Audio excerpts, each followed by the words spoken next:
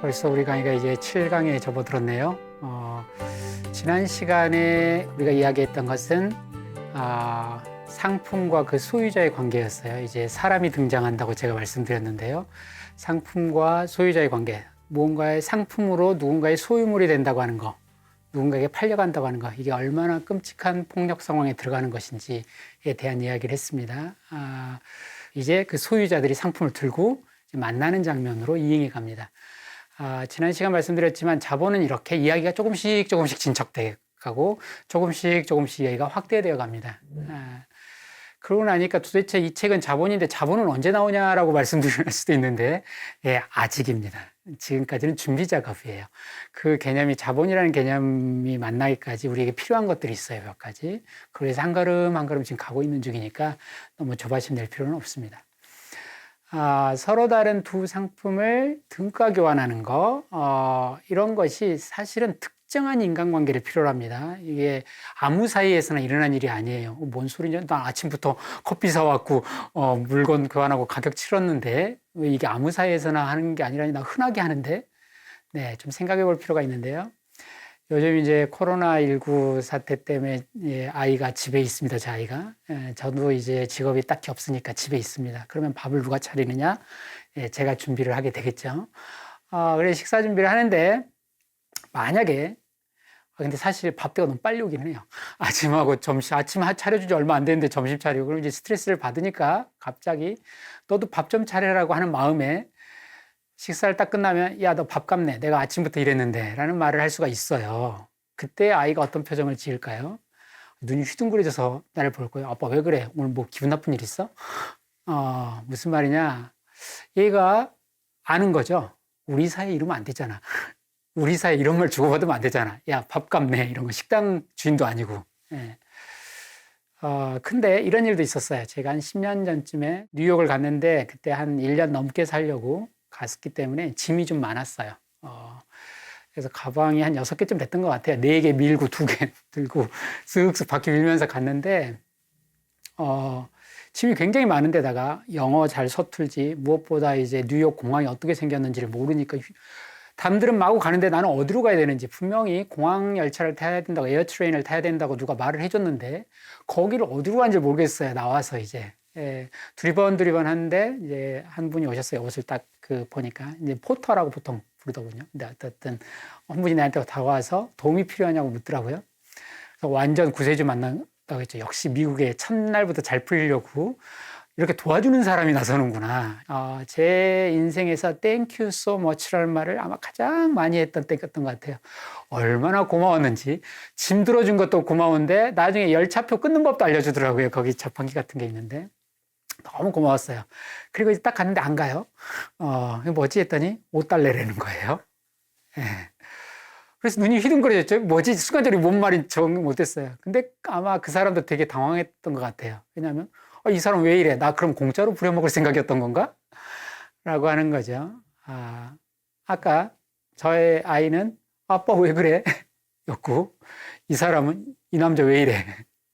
가 된다고요. 무슨 말이냐면 화폐를 내는 것, 어떤 서비스를 받거나 물건을 했을 때 정확히 계산해서 돈을 지불하는 것이 어떤 관계에서는 굉장히 어색하고, 우리 아이가 눈이 휘둥그레지듯이 어떤 관계에서는 그렇게 하지 않는 것이 휘둥그레지게 만들어요, 눈을. 무슨 말이냐면 상품을 등가대로 교환한다라고 하는 것은 어떤 인간관계에선 자연스럽지만 어떤 인간관계에선 자연스럽지 않다는 거예요. 이게 이제 중요한 얘기입니다. 지난 강의에서 제가 상품 소유자를 고려하는 순간 상품이 등가인가 말고도 두 가지를 더 고려해야 된다고, 사실 한 가지만 얘기했습니다. 그때 뭐였냐면 욕망. 저 사람이 저 물건을 원하는가 원하지 않는가도 되게 중요하다고요. 그 가격이 맞는다고 무조건 사는 게 아니죠, 우리가. 그리고 서로 거래하는 사람의 신분이 같은가. 이런 것들을 고려해야 될 게 있다고 했는데 오늘은 이것 말고 하나를 더 추가하려고 그래요. 이게 이제 굉장히 중요하다고 저는 생각합니다. 그리고 마르크스도 자본의 이제 2장 뒷부분에서 이 이야기를 굉장히 많이 합니다. 뭐냐? 교환하는 물건을 가치대로 교환한다라는 얘기는 두 사람이 꽤 따지는 사람이구나. 좀 냉랭한 사이구나. 그냥 막 주지 않는구나. 덤으로. 즉 물건의 가치에 굉장히 둘이 예민한 사람이라는 걸 알 수 있어요. 물론 이제 전통시장에 가면 정의라는 게 아직도 남아있어서 이 비자본주의적인 거래가 남아있어서 에이 왜 그래 하고 콩나물 한 줌 더 집을 수도 있어요. 그런데 백화점 가면 이제 이게 안 돼요. 일장에서는 상품을 등가 교환한다는 게 공정하다는 느낌을 줬어요. 두 상품이 등가로 교환된다. 누구도 사기를 치거나 협박하지 않았고 속이지 않았으니까 등가 교환이니까 공정하다. 그런데 자본의 2장에 가면 이 구절이 좀 냉랭해 보여요. 사람이 절대 손해 안 보는 두 사람이 만났구나 라고. 그래서 서로 남인 사이에서 일을 하기 때문에 서로가 서로를 믿을 수 없는 사이, 저울을 믿고 돈을 믿지 사람을 믿지 않는 사이, 거기에서 화폐나 상품 거래가 일반화된다고요. 그렇기 때문에 어느 시대부턴가 인류의 역사에서 상품과 화폐 유통이 이렇게 퍼졌다는 얘기는 상품과 화폐만 퍼진 게 아니고 이런 관계, 서로 남인 관계, 서로 믿을 수 없는 관계 또한 그만큼 많이 퍼졌다라고 하는 걸 의미하는 거예요. 그러니까 이제 마르크스가 또 다른 걸 읽어내기 시작하는 거죠. 상품의 교환이었는데 우리 사회가 언젠가 크게 변했다, 서구 사회가. 이것을 읽어내는 거죠. 사실 애덤 스미스는 아까 지난 시간에 말했던 사슴 2마리와 해리 1마리, 물개 1마리 이걸 교환하는 것을 어느 시대부터 생겨난 현상 혹은 어느 문화권에 있는 현상이라고만 보지 않고 인간은 원래 다 그러지 않았을까라고 생각했어요. 소위 디폴트 값, 인간관계의 기본값이라고 생각했어요. 사람은 원래 서로 손해 안 보고 등가 교환하는 거야. 그래서 교환이라고 하는 것은 인간이 원래 갖고 있는 성향이고 인간은 교환을 통해서 살아왔고 근데 교환을 하다 보면 손해 서로 안 보는 등가 교환을 할 수밖에 없다. 실제로 경제학을 인류학적 관점에서 분석한 칼 폴란이라는 학자가 있습니다. 경제인류학자라고 부르는데 스미스가 떠올린 있잖아요. 해리 1마리랑 사슴 2마리 들고 온 개인적으로 자기 노동 생산물 들고 와가지고 교환하는 원시인들 이 이야기를 근거 없는 신화라고 불렀어요. 아무런 근거도 없는 그냥 신화라고요. 그래서 뭐라고 말했냐면 이 사람이 아주 흥미로운 표현을 썼습니다. 인류학적 자료들을 검토해보고 조사된 걸 보면 원시사회에서 보면 공동체 전체가 궁핍에 빠지지 않는다면 개인은 굶어 죽을 위험에 처하는 법이 없다 그랬어요. 무슨 말이냐면 공동체 전체가 굶어 죽을 수는 있어요. 뭔가 기근이 닥치거나 이래서. 그러나 공동체가 그 개인을 굶어 죽게 놔두지 않는다는 거거든요. 왜 그런 사회는 그렇게 되느냐? 생존을 고민하는 단위가 개인이 아니라 공동체라서 그래요. 생존을 고민하는 단위가. 우리가 이게 무슨 말이지? 가족을 생각해보면 알아요. 가족 구성원 중에 일자리도 못 구하고 맨날 빈둥빈둥 하는 사람이 있다 그래서 굶기지는 않아요. 모르겠습니다. 요즘 같은 세상은. 그러나 가족 중에 누군가가 돈을 못 벌거나 혹은 어떤 조건들 때문에 밥벌이를 할 수 없다고 해서 그를 굶어 죽게 두지는 않는다고요. 그러나 우리 사회에서는 누군가가 굶어 죽어도 누군가는 엄청나게 주체 못할 재산과 자산을 갖고 있지만 우리 사회에서 누군가는, 사회 구성원 중에 누군가는 굶어 죽을 수가 있어요. 이게 자본주의예요. 그래서 마르크스가 자본 2장에서 이 얘기를 하는데요. 서로가 타인인 관계, 네가 굶어 죽든 말든 나는 신경 안 써. 네가 가치를 지불하는 것만 신경 쓸 거야. 등가인지 아닌지만 신경할 거야. 이런 거. 서로가 타인인 이런 관계는 자연 발생적인 공동체 구성원들 사이에서는 존재하지 않는 관계다라고 그랬어요. 실제로 스미스는 그런 말까지 했는데 우리 근대인들의 어떤 생활 방식이나 교환 관념 이런 것들을 원시사회까지 해서 기본적으로 모든 사람들은 어느 정도는 상인이다라고 표현을 썼어요. 기본적으로 우리 교환해서 먹고 살고 그때 이익 따지고 등가 교환한다고. 아까 칼 폴란이 얘기를 했는데 맞아 하면 이익을 따진다고 하는 게 상인들인데 이런 이익을 추구하는 어떤 행위를 하든가 이익 따지는 행위 있죠. 이런 이익이라는 동기를 보편적으로 인간이 보편적으로 가진 걸로 만들겠다라고 하는 생각은 우리 조상들 머릿속에서는 떠오른 적이 없다라고 그랬어요. 정말 우리 조상들은 어땠을까요? 이를테면 제가 이제 사실 조선도 모르면서 계속 조선시대 얘기합니다. 조선시대 사람들은 상인이야말로 인간의 전형이다라고 하는 스미스에 동의했을까요? 세종대왕은 인간은 기본적으로는 상인이에요 라는 거에 동의했을까요? 인간의 바탕은 상인이 아니라 성인이라고 했을 거예요. 성인군자 말하자면. 굳이 직업에서 꼭 골라야 된다면 상인보다는 차라리 농부가 더 가깝다고 했을지도 몰라요. 농자, 천하, 지대본이야 뭐 이렇게. 그러나 오늘날은 스미스 말에 다 수긍할 거예요. 사람은 좀 상인 기질이 있어. 물건 바꿔가며 살려고 손해 안 볼라 그래. 꼭 물건 거래만 그런 게 아니고 일상적 일할 때도 기브 앤 테이크라고 네가 밥 한번 사면 나도 사고 그래도 이거는 전통적이에요. 서로 선물을 하니까. 그런데 누군가 같이 일을 하기로 했는데 쟤는 좀 빈둥대는 것 같아. 왜 내가 투여인데 쟤는 덜 투여하지? 내가 손해본 것 같은데? 자꾸 이렇게 이익과 손해를 따진 관념으로 사람 관계를 바라보는 거 있잖아요. 모든 것이 상업화되어 있을 때, 모든 물건들을 시장에서 구매하기 시작했을 때 우리는 다른 사람 일상의 행동도 그렇게 보지도 몰라요. 심지어 자기 자식이 하는 행동도 그렇게 볼지 몰라요. 내가 해준 게 얼마인데 제가 이래? 라는 생각을 할지도 몰라요. 손익 따지기 시작한다고요. 내가 이놈아 너 키울 때 들인 돈이 얼만데. 예. 스미스는 자본주의 역사를 설명하기 위해서 자본주의까지 이르는 인간의 역사를 설명하기 위해서 그걸 선행으로 인간의 기본 성향으로서의 교환을 상정했는데 이렇게 자유롭게 돌아다니면서 교환하는 개인은 역사를 설명하기에 전제돼야 될 것이 아니라 역사적 결과물이라고요. 우리는 어느 시대부터 이런 인간관계, 이런 인간상을 갖게 된 거다 이런 거예요. 자, 이렇게 보면 왜 전통적 공동체에서는 그토록 상업이 발달할 수가 없었는가를 이유를 짐작할 수 있어요. 왜 화폐가 발달하지 않고 상업이 발달하지 않느냐. 전통적인 인간관계하고 이게 잘 안 맞기 때문에 그래요. 제 아이가 저한테 아빠 왜 그래? 라고 밥 한번 차려주고 되게 미세 떠는 것처럼 왜 그래? 라고 우리 사이 이러면 안 되는 거 아니야? 라고 하는 그런 어색함. 이러면 안 되는 거 아니냐는 어색함이 공동체, 전통적 공동체에는 있는 거죠. 마르크스가 아주 좋은 문장이 있는데 상품과 화폐를 뭐라고 불렀냐면 타고난 평등주의자이고 냉소주의자다. 혹은 철저한 민주주의자다라는 말도 쓴 적이 있어요. 다른 곳에서는. 무슨 말이냐. 등가 교환을 한다. 정확하게 가치대로. 그리고 돈으로 거래한다. 이런 얘기는 신분제 사회에 잘 안 맞아요. 상품과 화폐는 귀족과 노예를 몰라봐요. 어른이 들고 가도 10,000원이고 아이가 들고 가도 10,000원이에요. 남성과 여성도 알아보지 못해요. 그냥 제값을 냈는지만 봐요. 저울 눈금만 보는 거예요. 누가 들고 왔는지 상관이 없다고요. 그런데 이런 판단 양식, 어떤 사물이나 행동을 이런 식으로 판단하는 눈이 커지기 시작하면 공동체의 신분적 질서라든지 꼭 신분이 아니어도 여러 가지 위계 질서라든지 규칙들이 있을 거예요. 소위 코드들이 있어요. 공동체. 그것들이 깨진단 말이에요.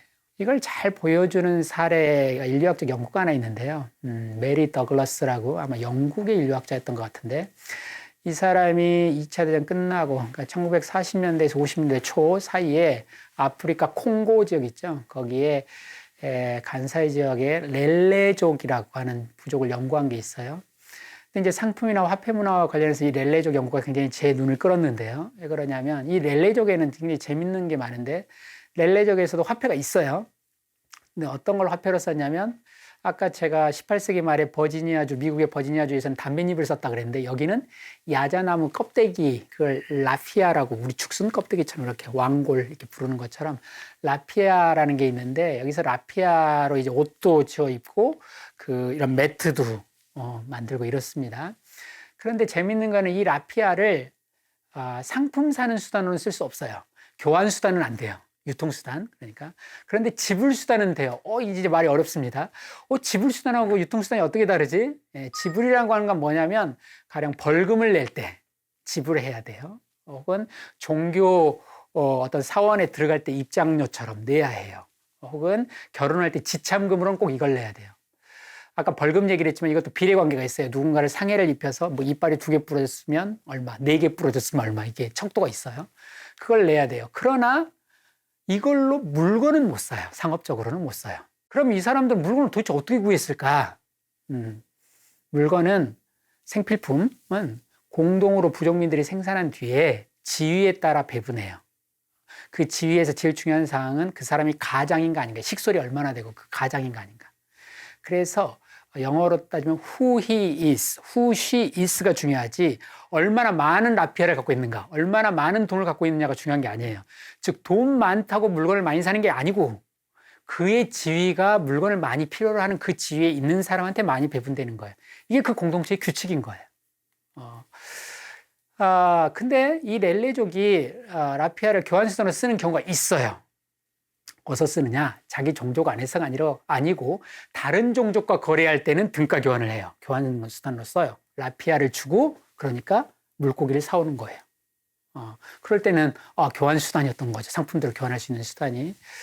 아주 드물기는 한데요. 이 더글러스가 렐레족 안에서도 라피아로 물건 사는 걸 본 적이 있어요. 일반적인 물건이 아니라 특정한 물건 하나, 생산이 거기서밖에 안 되는 그 물건 하나 살 때만 한다는 것. 오히려 이 사실이 교환수단을 이런 식으로밖에 안 썼다는 사실이 교환수단을 얼마나 못 쓰게 막고 있는가를 역으로 보여줘요, 이 공동체가. 사실 렐레족만 하니까 뭐 아프리카의 어떤 종족이 그럴 수 있지 라고 말할 수도 있는데, 이 현상은 사실은 굉장히 여러 곳에서 소위 자본주의 이전, 자본주의적 생산 양식이 지배하지 않는 사회에서 흔하게 관철돼요. 대표적인 게 유대인들인데요. 유대인들은 원래 고리대금업자로 악명이 높습니다. 중세에서 돈, 금융 쪽을 한다고. 그런데 유대인들에도 토라, 그러니까 성경의 앞 그 구약 있죠. 토라에 유대인에서 종족끼리는 절대 돈을 주고 이자를 못 받게 돼 있어요. 성서에. 이를테면 신명기라고 있죠, 구약. 거기에 보면 이런 표현이 있어요. 동족에게 이자를 받고 돈을 꿔주면 안 된다. 자, 이거는 법이 아니라 성서에 있는 거예요. 다시 말하면 이걸 어겼다는 건 신의 말을 어긴 것이 되는 위험한 것이죠, 아주. 신명기만 그런 게 아니고 사실은 성서 곳곳에 돈놀이에 대한 적대감이 있어요. 돈을 거래하는 거에 대한 적대감이 표현되어 있어요. 유대인만 그런 게 아니고 가족이나 친구들끼리 돈 빌려주고 이자 받을 때 조금 거북한 느낌이 든다. 이게 그 흔적들인 거예요. 우리도 갖고 있어요. 모르죠. 요즘은 아버지하고 뭐 아들 사이에도 칼같이 이자 받는지. 그러나 뭔가 찝찝하다. 제가 우리 아이한테 용돈을 가불해 주면서 꺾기를 하겠다든지 1,000원 빼고 10,000원 주면서 1,000원 깎고 선이자 떼겠다. 아빠 왜 그래? 이러는 거예요. 이러다 진짜 남 되겠네. 예, 무슨 말인지 아시겠죠? 예. 자, 이런 곳에서는 즉 아빠 왜 그래가 존재하는 곳에서는 상품과 화폐가 발전하기가 어렵습니다. 이런 공동체에서는 화폐가 생겨날 수가 없어요. 그러니까 렐레족은 그 뒤에 어떻게 됐을까? 벨기에가 쳐들어와서 여기를 식민지화했어요. 콩고를. 그리고 콩고 프랑화를 만들어서, 벨기에가 프랑스죠. 프랑화를 만들어서 이걸로 세금 다 내게 하고 이걸 일반 수단으로 프랑화를 만들었어요. 그리고 라피아도 상업적으로 거래하게 만들었어요. 일반 상품처럼 서로 받도록. 근데 렐레족이 생각보다 잘 막아냈어요. 그 문화를. 자기 안에서 그게 안 돼요. 아무리 세금을 내도 그건 그렇게 되지만 종족 안에서는 그렇게 쓰지 못하게 해요. 일반적으로는 상업수단은 못 쓰게 해요. 그런데 종교라든지 이런 문화, 자기들 안에 있잖아요. 신전의 어떤 행사, 리추얼들, 의례들인데 여기에 벨기에가 개입하기 시작하면서 뭔가 정신적 가치들이 무너지기 시작해요. 그러면서 결국에는 해체됩니다. 말하자면 식민지화 되면서 자본주의가 들어온 거예요. 그래서 공동체가 발전해서 자본주의가 된 게 아니고 공동체가 해체되면서 자본주의가 가능해졌어요. 공동체가 있는 곳에서는 화폐가 유통되지를 못하고 화폐가 유통되면 공동체가 해체됐어요. 마르크스는 이것을 공동체 화폐 사이에는 무슨 적대적 관계가 있는 것 같다고. 그래서 이런 표현을 썼습니다. 이건 자본에 있는 문장은 아니고 정치경제학 비판 요강이라고 하는 책에 있는 문장인데 이런 표현을 썼어요. 화폐는 자기가 코뮌이 아닌 곳에서는, 즉 자기가 공동체가 아닌 곳에서는 화폐는 공동체, 즉 코뮌을 해체한다고. 화폐가 그 자체로 인간관계라는 거예요. 화폐적 인간관계가 있고 공동체적 인간관계가 있는 거죠.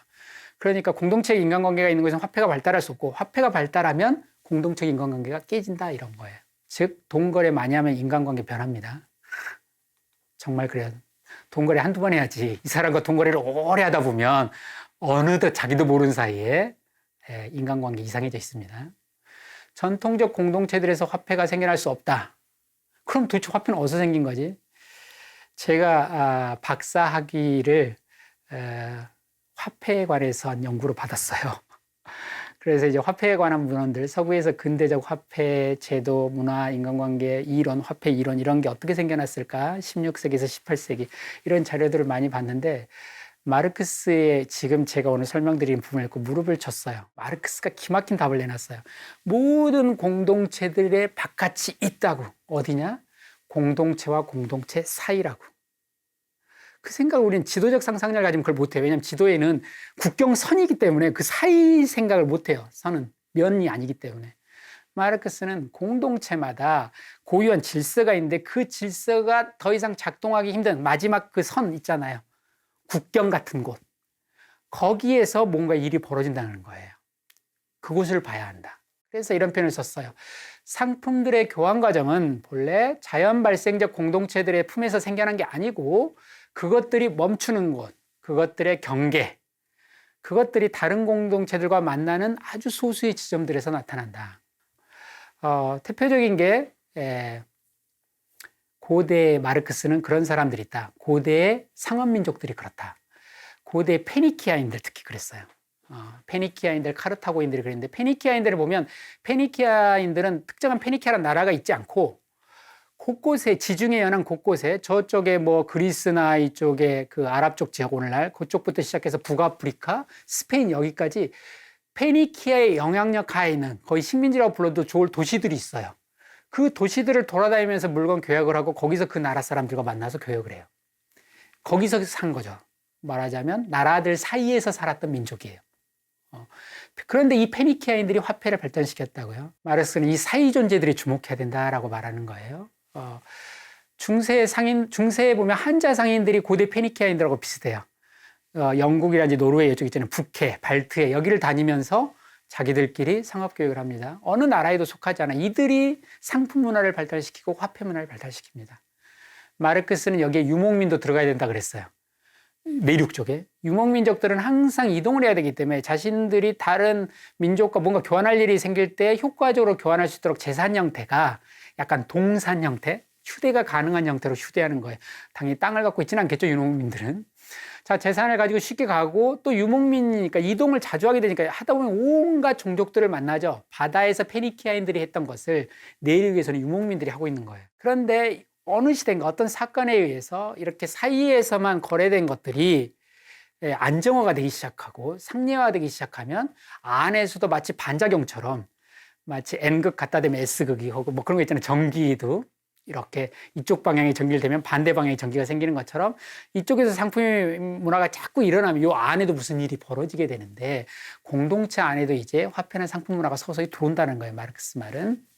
근데 이렇게 이게 논리적으로 하는 얘기고 실제로는 그렇게 쉽게 안 일어나요. 아까 렐레족 얘기했잖아요.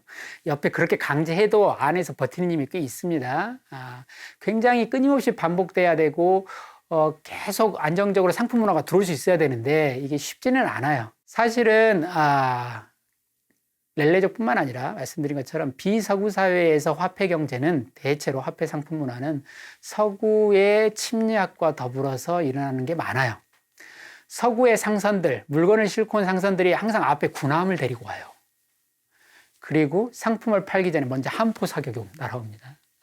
그리고 나면 이제 상품이 교역이 되는 거예요. 그런데 이거는 비서구 사회만 그런 게 아니라 사실은 서구 사회도 그랬어요. 서구 사회에서 비약적으로 자본주의를 이행하고 상품 경제가 발달하고 화폐가 이렇게 발달한 것은 16세기에서 18세기 유럽의 대영토 국가들 사이 전쟁이 일어나거든요. 얼마나 전쟁이 심했냐면 15세기 말에서 16세기 되면 한 1000개가 넘는 자치 통치 단위가 있었어요.